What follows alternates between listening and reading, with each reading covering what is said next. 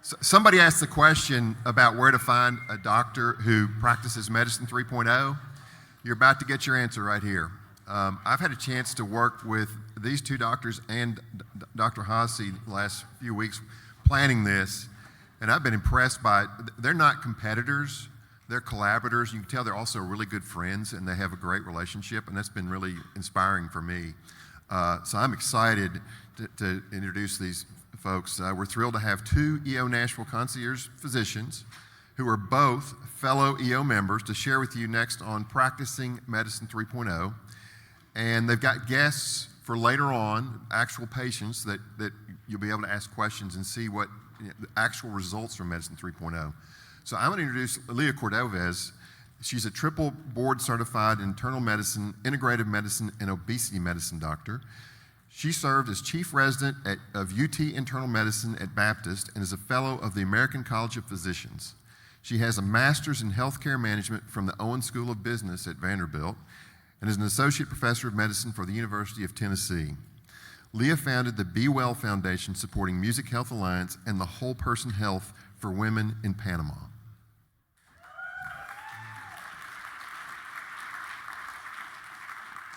And I just want to add, y'all are in for such a treat. We got to have dinner last night with these people, and I don't ever like to be the smartest person in the room, but sometimes it's like, maybe I am, maybe I'm not. Like 2 minutes in last night, I was like, I'm definitely nowhere near the smartest person here, so it's so exciting. And these people are part of our chapter. So I get to introduce Dr. Aaron Wenzel. He's not only a member, but also a strategic alliance partner, so thank you.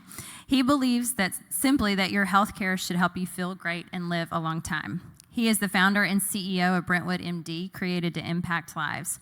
He's a board-certified physician, and is that Rome MD? R-O-A-M-D? How do I say that? Roamed member. Okay. Aaron was chief resident in family medicine at the University of Tennessee Health Science Center. He attended Ross University of Medicine and the University of Texas in Austin. Thank you, Aaron. We'll let y'all take it from here. Can we give them their mics?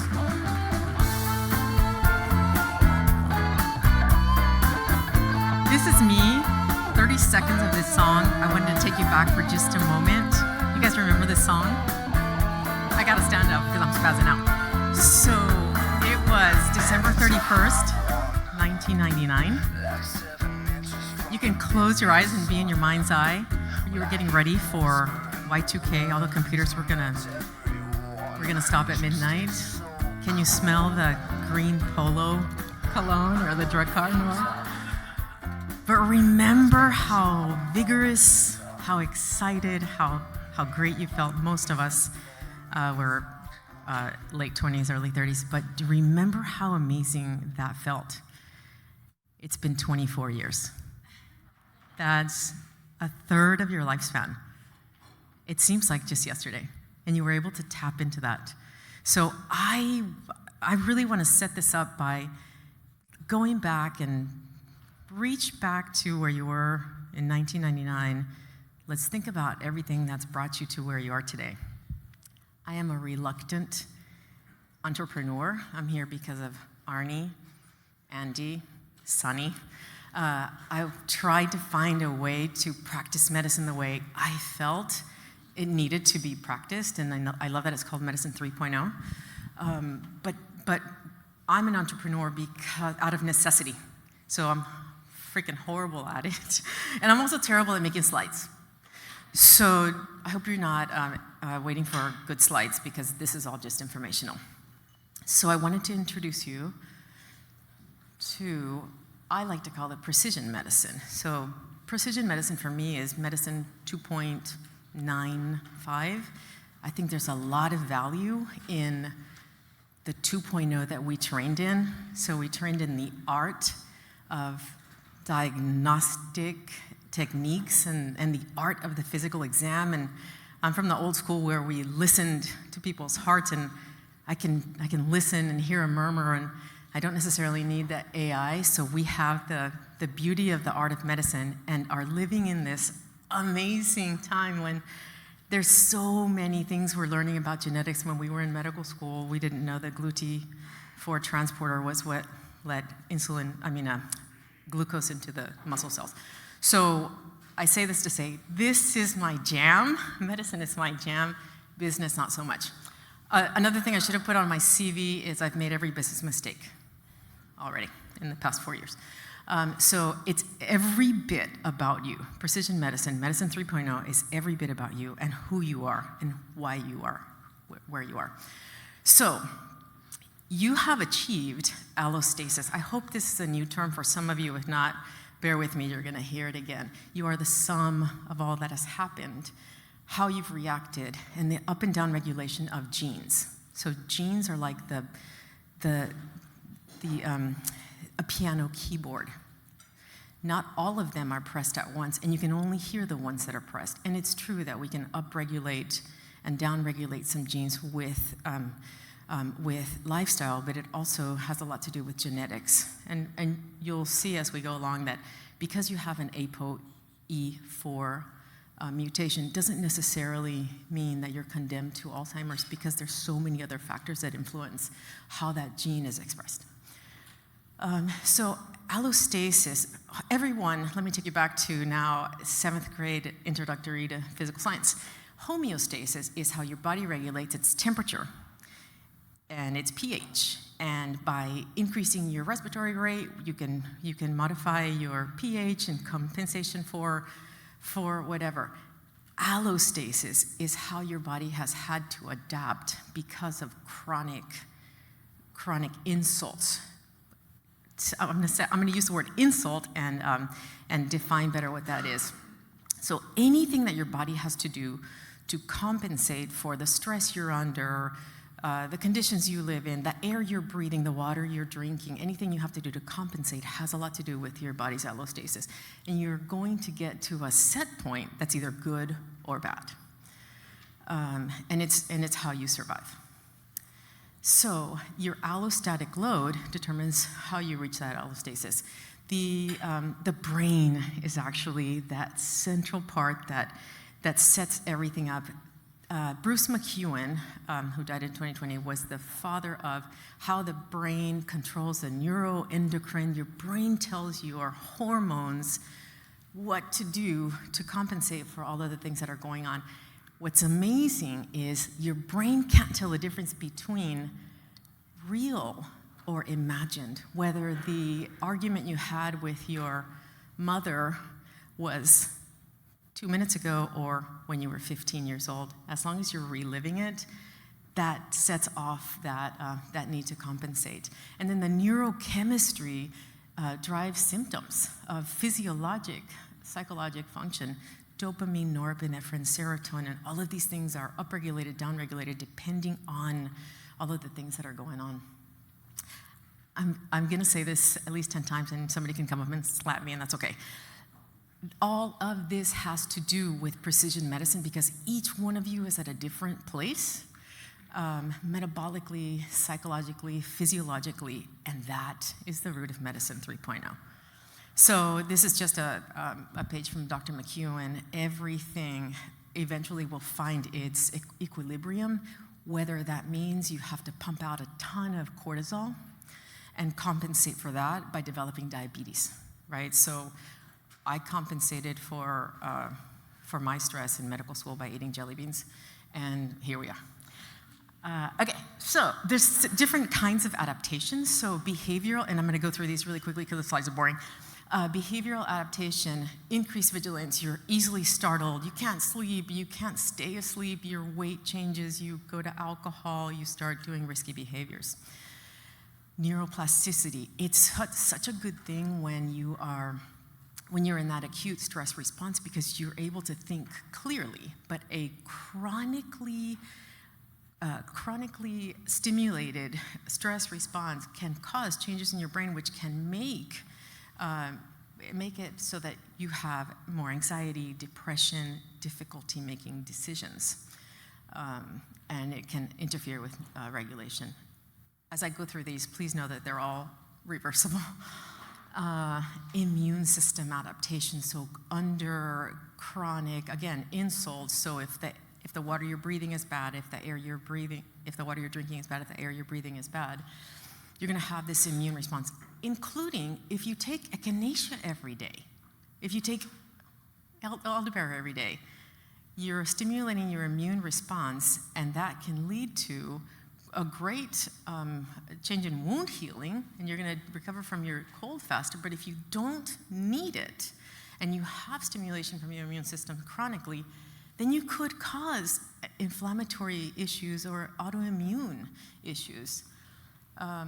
Cardiovascular adaptations, so if you're constantly exposed to high sodium loads or exposed to chronic states of tension where your blood vessels are chronically constricted and your blood pressure is high, your heart having to pump against high blood pressures changes the structure of your heart, causing physical problems with your heart. And the same, cardiovascular adaptations can go in a positive way. From working out, your heart rate lowers, your blood vessels dilate. So this can all happen in a good or a bad way. Metabolic adaptations, the chronic cortisol secretion can lead to insulin resistance and diabetes. This one is near and dear to me. Hormonal adaptations. We all think about chronically elevated cortisol. But this is a great place to talk about menopause. 1.3 million women go through menopause every year. We stop making estrogen, and it sucks. It starts 8 years before your last period. And you don't know you're in menopause until somebody tells you, hey, you've been crazy for the past 2 years. So it's, yeah, my 17-year-old told me, which is a story for another day. Yeah. So the estrogen and progesterone that these lovely ovaries were making now shifts to your adrenal glands. And your adrenals can't possibly make as much as they had been making. So the neurotransmitters in your brain change. There's so many things going on during menopause. I really wanted to pause here and say, everyone, I know everyone in this room knows somebody or is in the middle of these hormonal changes. I want to just encourage you to recognize them or at least suspect them. I want this slide to trigger something that will encourage you to seek 3.0 medicine. We know that the weight gain in menopause is not due to estrogen. And there's weight gain specifically in the midsection, visceral fat deposition, which is not due to estrogen. So estrogen replacement doesn't necessarily decrease the weight gain, but it does decrease the weight distribution. So really interesting stuff about FSH and LH. And this is the time of life when a lot of women are at higher risk for cardiovascular disease because just going through menopause, these estrogen progesterone changes can cause endothelial dysfunction. So just recognizing that within allostasis, some things are completely out of your control is useful. So Bill was talking about what's your olive oil. I ask, what's your solution? What has your solution been? And is it serving you well? Is your solution ultramarathoning? And that's not a bad thing. But if you're taking it to a place where your body's having to compensate it and it's not good, then is it a solution? Were jelly beans a great solution? No, but if you had taken my jelly beans, I don't think I could have gotten through medical school. So what is your solution? Is it serving you well? And how can we work together to get you to a different state of balance? What can you unload and unravel? And I'm almost done. So then, how do you find someone that practices medicine the way you like it? And Aaron and I were talking about this yesterday. We all use the same book. It's the same cookbook. Some of us soften the butter. Some of us sift the ingredients. You have to get it served up the way you like it. That's the fit. There has to be mutual trust and respect. And just the right amount of smarts. Your doctor doesn't have to be Johns Hopkins, Harvard trained. If they care, they're going to look it up. And priorities. So if your doctor's priority is that the number on the scale goes down, but your priority is something else, you're not going to have a great fit. Just one quick thing about biohacking. I think it's amazing all the things that are available to us. IV NAD. IV Myers cocktails. Please have respect for IV of anything. Biohacking should be guided, should be specific, should be guarded. Somebody needs to be measuring how much calcium you're delivering directly into your bloodstream with a Myers that's going to make you feel better, because that can increase your risk of kidney stone. So just know that somebody who cares about you will help you work through these. This isn't something to hide. This is something to share with your doctor. And then where to start? What do we do? An exam should include a PAP if it's appropriate, an EKG at least once every 2 years, mammogram. I have people that do thermography, any kind of preventive care, colon cancer screen. The bone density body composition test, in this market, it's $75. And it doesn't require a doctor's order, but it's really great to see, to measure where you start and how you're progressing. I like body composition more than the number on the scale, because when you start making changes, when you start taking the stairs, what's happening on the inside is you're increasing the mitochondrial density in your glutes and your quadriceps and your hamstrings, and that's not measurable on a scale. But as you increase your lean muscle and you feel better, you might see it in a bone density. So find that thing that you can measure and manage in a way that makes sense to you. We absolutely assess cardiometabolic risk profile, calcium score. I put an asterisk beside age 45 because these studies haven't included patients less than 45, but it's never too early to know. Especially if you have a family history. Advanced lipid profile that includes ApoB and lipoprotein a, and there is a medicine on the market right now that we are not allowed to say lowers lipoprotein a, but it lowers lipoprotein a by 30%. So ask your doctor. And then risk stratify depending on that. And then as a patient by patient, on a case-by-case basis, we talk about genomics. Do we need to know what your MTHFR, whether you have MTHFR mutations? I don't do big methylation tests. I think telomere lengths are kind of fun to know because 30 minutes of exercise a day for 30 days can lengthen telomeres. But again, don't get hung up on little tiny things. When it's appropriate, micronutrient panels, microbiome assessment, and then liquid biopsy. I think you guys are going to talk about the gallery. Yeah. Liquid biopsy is early detection of cancer. And then have somebody that will walk with you with the continuous glucose monitor.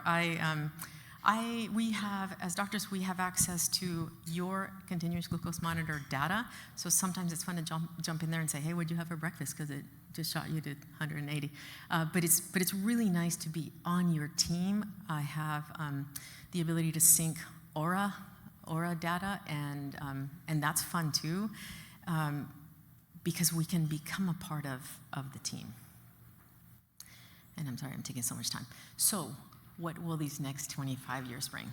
When you hear that song again in 25 years, they can either be really great years, really vigorous years full of vitality, or we're going to be having the same conversation again.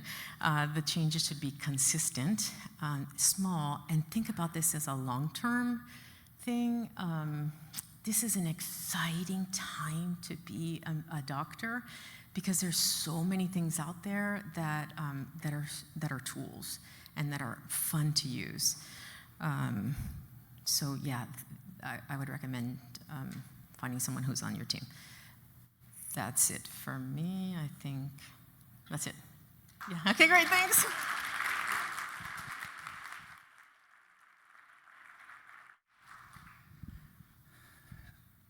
She's an overachiever with slides. I have 0 slides. I do have some notes, though. My name's Wenzel. It's a privilege to stand in front of a bunch of really smart, successful people. I'm the least likely doctor all time. Took the road less traveled, but here I am. I care deeply about what I do, how I do it, and who I do it with. I founded my practice just under 8 years ago, kind of because I had to, because I couldn't do medicine in a 2.0 kind of way. My language around this is sick care. I was trained, Leah was trained in a sick care model. The entire system from top to bottom, in and out, is designed to keep you sick but don't die, essentially. I don't think that was the intent, but it is what we have. Every system, process, treatment, follow-up, procedure is all in effort to manage disease. Preventing, delaying chronic disease is an awful business model. I like to think about me and my team as health asset managers. I think that we have the privilege of managing the most important asset ever, and that is your health. We've been told our whole life that time was the most important thing, and while I do agree time is very, very important, nothing is more important than your health. I would debate that time without health isn't all that valuable. You could have some pretty interesting conversations with people who are on the back end of life and really suffering.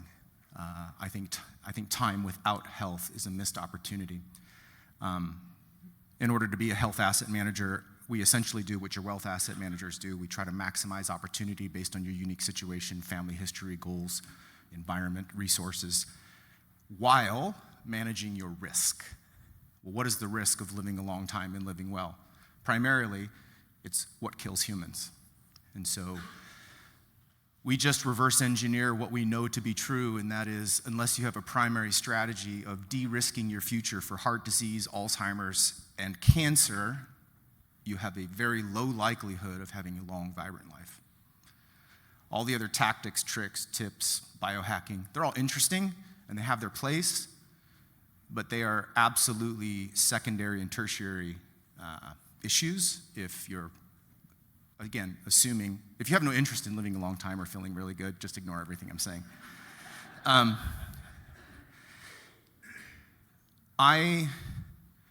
I really believe 90 is the new 60. That's something I've been talking about in my world with my members for a long, long time. I think for most people, it is an achievable goal to add 2 or 3 decades of life at a very high level. And even if you come up 5-10 years short, you still win. So I believe that very, very deeply. I want to give you some basic framework, and I want to be respectful of people's time, and I understand that you all probably have about 17 questions each, and going right to the Q&A is probably going to be the most useful for you individually. I don't do population-based health. I don't do sick care. I do health care. I do health of one-on-one, and the answer oftentimes, just to let you know, will be it depends. So just to kind of let the cat out of the bag, which is why I think Q&A will be really useful. Basic framework. If you want to live a long time and feel really good, step number 1 is not obvious. You have to believe it's possible. If you don't have a deep belief that it is a possibility, you will never begin the journey. Step number 2 is you have to believe that it's worth it. Believing that it's possible is not enough if you don't think the prize is worth it in the end. You will not do what it takes, the time, the energy, the effort, the resources, the attention, the economics. You will not do it. Number 3, and this might catch some of you by surprise, but my philosophy is never retire. Retire, in the classic sense. Don't work hard so that one day, maybe if you're lucky, you'll get a chance to do nothing. That's a death sentence. Latest data tell us that 50% mortality in the first 12 months of retirement. When you send your mind to pasture, your body will follow, and the science proves that. Find something that you're passionate about. Find something that gives you big purpose. You have to have, as a human, a compelling future, or you will not pursue the things, and you will not engage and invest in the things to make that compelling future real. Number 4, you have to be a self-advocate. You have to be the one pounding your own drum the loudest. It's a must. If you're relying on a sick care model to point guard you to some fantasy outcome, it's delusional at best. Number 5, you have to find your team. Leah talked about it. I don't care who they are. I don't care if it's me. I don't care if it's Leah. I don't care if it's personnel on the street. You have to find your person. How do you know who your person is? You have to have somebody who has the same goals, the same value systems, or there will be conflict and friction from the very beginning. I cannot stress the importance of finding the right team. Number 6, stop smoking immediately. Number 1 preventable cause of death on the planet is smoking. Just stop. Or nothing else I say matters. It's high risk poker if you're smoking. Number 7, prioritize the delay of chronic disease, primarily metabolic disease. I have a saying in my practice. My sayings are usually called Wenzelisms, so they tend to be a little ranty, but insulin is the devil. The body's only biochemical way to manage blood sugar is through insulin. The more that your blood sugar is elevated, which is why glucose monitoring is important, the more time in residence insulin is present. The more insulin is present, the more your body will resist it. The more it resists it, the higher your blood sugar goes. It's a vicious cycle, and it's fueling the flames of Alzheimer's, heart disease, and cancer. It is the health epidemic. It is the number 1 health crisis on the planet. No disease will outpace diabetes in the next 20 years. Not one. Okay. Number 8, almost done. Diagnose and identify killers of humans early. Speed is the game. Medicine 2.0 is only useful when you're having an actual heart attack. Best heart hospital on the planet, and it's not even close, is Cleveland Clinic. If you showed up to Cleveland Clinic and said, I want to make sure I'm doing everything I can to prevent heart disease and a heart attack in my future, they'll say, are you having chest pain? Nope. Have you ever had a heart attack? No. We can't do anything for you. Come back when you have a heart attack. Right? We now have tools that are game-changing and revolutionary. I'm happy to talk more in depth in Q&A. There are fancy CAT scans that you can take that these digital images can be uploaded in the cloud, and it's called Clearly. You should probably write that down. It's the most important cardiovascular diagnostic test that you could get if you're certainly over the age of 50, getting a baseline. It will tell you, do you have heart atherosclerosis, how much, where, and what, and probably most importantly, what is the composition of that plaque. It is the most important thing to know because it is the most important killer of humans, and that's how we think. Other early diagnostic tests that I think you should write down, something called Gallery by Grail. This is a singular blood test. Your insurance will not pay for it. It's somewhere between $800 and $1,000. It tests you for about 50 of the top cancers on the planet. Did you know that of the top 50 cancer killers, which is the number 2 killer of humans, we have 5 routine screening tests? 2, 3, 4, 5. Breast, prostate, cervical, skin. What am I missing? Colon. Nothing for pancreas, nothing for lung, nothing for kidney, nothing for liver, nothing for lymphoma, leukemia. You get diagnosed when you have symptoms, which by definition is late. This is where bad outcomes happen. No one dies in the history of cancer from a stage 1 cancer. By definition, it's localized. But you never know it's there until you have symptoms, which means it's late. Gallery in our practice has saved lives. Something you should consider. Plenty of other things. We can dive into those in the Q&A if you have interest. And then lastly, I would say identify and invest in and become maniacally obsessed about things that are health multipliers. 1 unit of energy or attention in, and you get some nonlinear relationship between effort, energy, check writing, and the outcome. And in my experience, the number 1 thing is I'm not sure there's a bigger return on your effort, energy, and time than having a compelling future. I really believe that. Jim Collins calls it your big BHAG. Big, hairy, audacious goal. The second thing is you got to optimize your glucose level and your insulin sensitivity. I'm super bullish on a constant glucose monitor. If you haven't done that, it is wildly informative into your behaviors, your diet, and how it impacts the thing that matters the most, which is your glucose level. Number 3, as we age, if living a long time and being strong and powerful is important, you will not do that without a robust, lean muscle mass. All humans, as we age, lose lean mass. This is a complex biochemistry, physiology, and it involves hormones, strength training, sleep, recovery. It's very complex, but it matters a ton. Sleep. In this room, I could predict that sleep is universally the number one most elusive, regularly achieved outcome. It is very complex, sleep physiology. Some people are masters and they can bottle it up and sell it, but those are aliens. Most successful entrepreneurs, business owners, leaders have a hard time turning off. American culture, we don't have boundaries. We work late when everyone's down. It's incredibly disruptive, and sleep is where the magic happens because you spend 1/3 at least of your life. Think about that. 1/3 of your time on this planet is sleeping. How can it not be the most important thing? Like, it just is. Sleep has always been important to me, but it's moved up to the tippy top.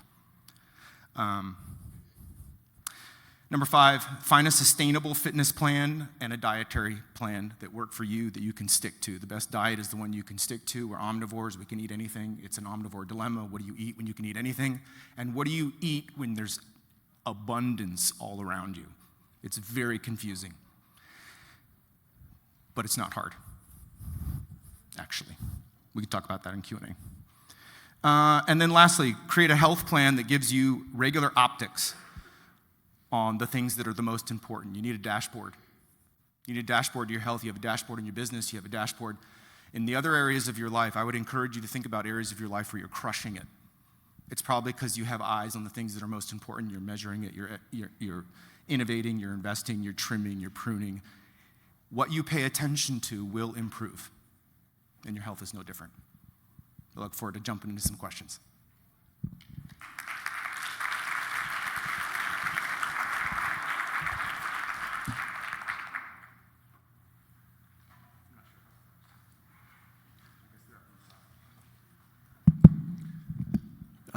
Continuous glucose monitors. Recommendations? I mean, I see them everywhere now. And what's the best? I just send the Freestyle 3. It's as thick as 2 pennies, and the worst feeling is when you hit the side of a doorway. Pretty easy to put on, a little complicated. Get a YouTube video, but the Freestyle 3. The Dexcom is okay too, but Freestyle 3 is pretty easy. There's a coupon online that gives you the first 2 weeks free. I know you guys love that. Hi. You talked about estrogen depletion.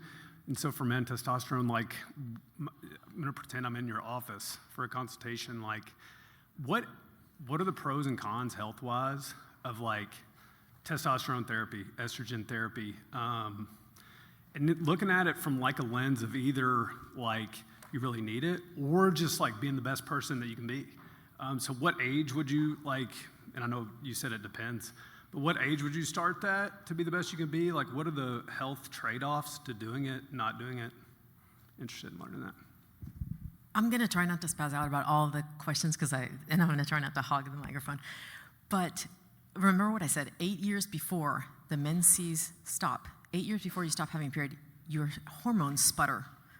Blood tests look normal, but your body doesn't feel well. So a lot of hormone replacement is guided by how you feel. I'm going to let you speak to testosterone, but the Menopause Society, the American Menopause Society, now recommends hormone replacement as first-line therapy for anxiety and depression in perimenopause. It is that important. But for me, again, it depends. It's case by case. So we look at your family history. Did your mom have an early breast cancer that was estrogen positive? So then the conversation shifts away from it's not beneficial for estrogen use in this person, but it's really a matter of how do you feel, what's going on, where are you in your life cycle, and what is your genetic makeup? And I'm going to defer testosterone to you. Big fan.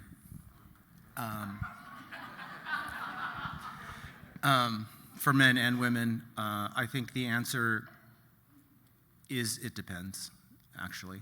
The things that it would primarily depend on, obviously there are a handful of people that should not take hormone replacement therapy, and somebody well-trained will know what to look for in that and how to manage that. Most common question I get is testosterone therapy safe for men? Unequivocally, yes. It has never been shown to be a problem in any well-done study, not ever once. I've got copies of all the studies, a handful of studies that shows no benefit, no gain, and there's been a handful of really, really well-done studies showing benefit.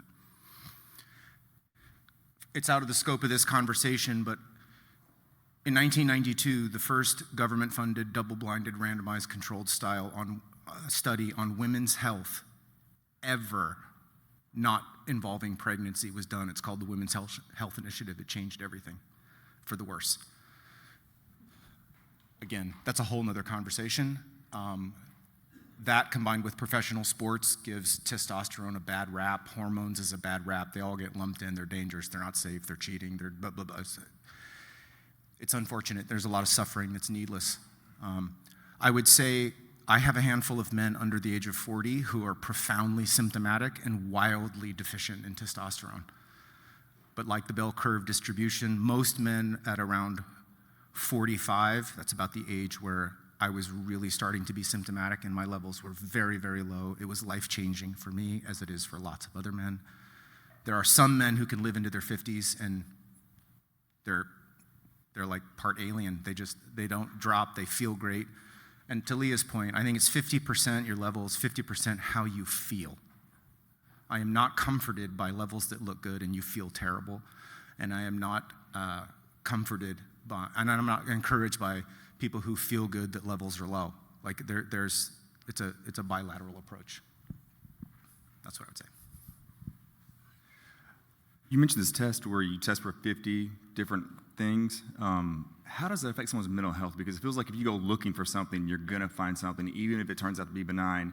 And you tell someone, and they get nervous, anxiety, and you're looking for a lot of stuff. You're probably gonna find something. It's a sweaty palm test.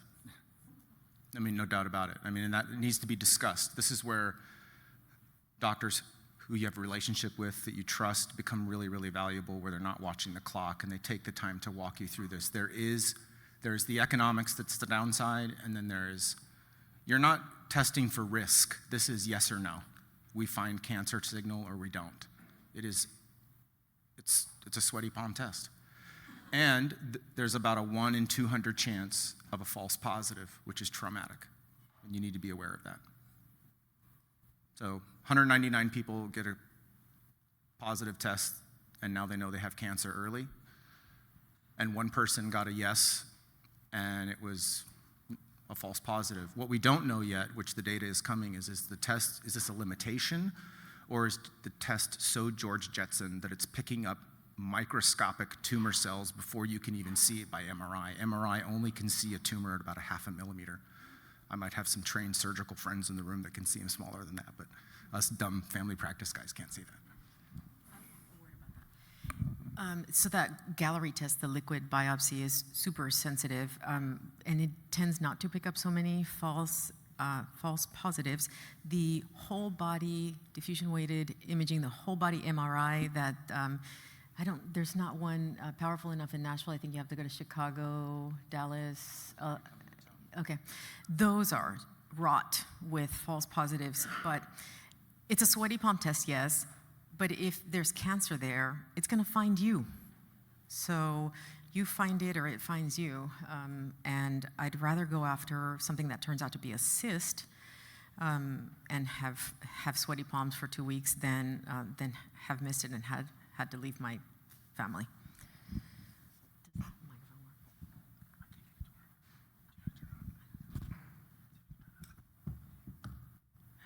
So my body seems to have just realized that I'm about to turn 40, and so I've got all these new things popping up. And one of them, I mean, I had twins, and I didn't have heartburn once, but all of a sudden I have like raging heartburn. And so the more I talk to people about it, the more I find out it is a very common situation. What do you say to your patients when they're dealing with heartburn? I've heard so much about oh, it's stress, or oh, it's diet. What is your advice for that? I feel terrible taking these, but this is my jam.